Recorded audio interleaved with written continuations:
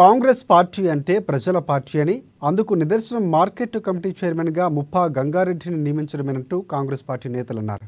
అలాగే vegetable market committee association తరఫున నరేందర్ను market కమిటీలోకి తీసుకోవడం పట్ల హర్షం వ్యక్తం చేశారు.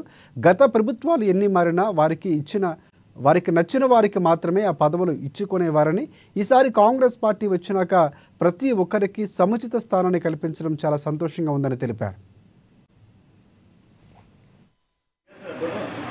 పెద్ద మార్కెట్ అయిన నిజామాబాద్ వ్యవసాయ మార్కెట్ ప్యానెల్ ఇచ్చిన డైరెక్టర్గా మా సోదరుడు ఎలిగేటి నరేందర్ గారికి డైరెక్టర్గా అవకాశం ఇచ్చినందుకు రూరల్ ఎమ్మెల్యే భూపారెడ్డి సార్ గారికి తెలియజేస్తూ ఈ యొక్క నియామకానికి సహకరించిన ప్రతి ఒక్కరికి మా యొక్క సంఘం తరఫున, కూరగాయల సంఘం తరఫున ప్రతి ఒక్కరికి మేము కృతజ్ఞత తెలియజేస్తున్నాం.